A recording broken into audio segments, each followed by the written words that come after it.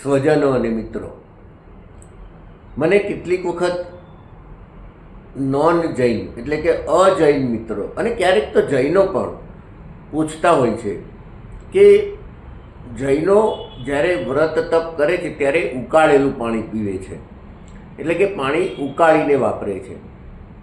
હવે વિજ્ઞાનના સિદ્ધાંત પ્રમાણે જોઈએ તો પાણીમાં અનેક જીવો હોય છે, અસંખ્ય જીવો હોય છે.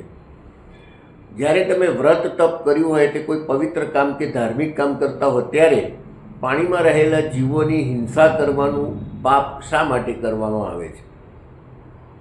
ત્યારે મારે એમને સમજાવવા પડે છે કે તમે વિજ્ઞાનની વાત અડધી જાણો છો અથવા અડધી કરો છો.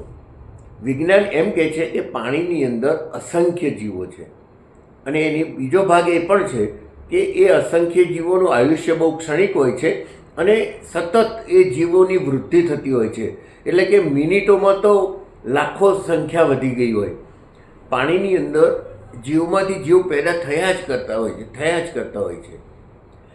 એટલે મોટી હિંસાના પાપથી બચવા માટે નાની હિંસા થાય છે. કરોડો જીવોને બચાવવા માટે સેંકડો જીવોની હિંસાનું પાપ જૈનો સ્વીકારે છે, એમ માની લઈએ આપણે. બીજી એક વાત એ પણ છે કે એક વખત ઉકાળેલું પાણી પછી કાયમ માટે જંતુ રહિત એટલે કે જીવ રહિત હોય છે એવું પણ જૈન ધર્મ નથી માનતો અને વિજ્ઞાન પણ એ સાબિત કરે છે.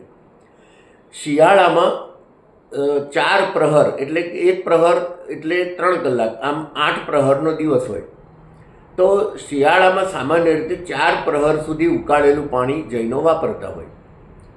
4 પ્રહર એટલે 12 કલાક. ઉનાળામાં 5 કલાક સુધી ઉકાળેલું પાણી ચાલે એટલે કે એમાં ફરીથી જીવ પેદા નથી થતા. 5 પ્રહર સુધી ચાલે એટલે કે 15 કલાક, પણ 15 કલાક પછી ફરીથી જીવ પેદા થઈ જાય.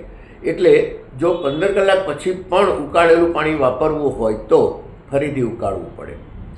અને ચોમાસામાં તો માત્ર 3 જ પ્રહર ચાલે એટલે 9 કલાક જ ચાલે, પછી ફરીથી એમાં જીવ પેદા થવા માંડે. ક્યારેક પાણી રાત્રે પણ રાખવું પડે એવા સંજોગો હોય તો એમાં ચૂનો અથવા ફટકડી નાખીને એને રાખવાનો પ્રયોગ થતો હોય છે. પણ અલ્ટિમેટલી પાણી ઉકાળવાનો હેતુ વ્યાપક જૈન જીવહિંસાને બચાવવાનો છે. એટલે પાણી ઉકાળવાથી પાપ લાગે છે એ આપણે સ્વીકારીએ તો પણ એનો હેતુ વ્યાપક અને મોટી જીવહિંસાથી બચવાનો છે, એ ખાસ યાદ રાખવું જોઈએ. અને જૈનો તો આવી જૈણામાં બિલકુલ કાળજી રાખતા હોય છે. પાણી ગાળી લીધા પછી એનું ગળણું પણ સીધું સૂકવવાનું નથી હોતું, એને બીજા પાણીની સાથે અમુક રીતે એની જૈણાપૂર્વક એમાં જીવ જે રહ્યા હોય એની વ્યવસ્થા કર્યા પછી જ ગળણું સૂકવવાનું હોય છે.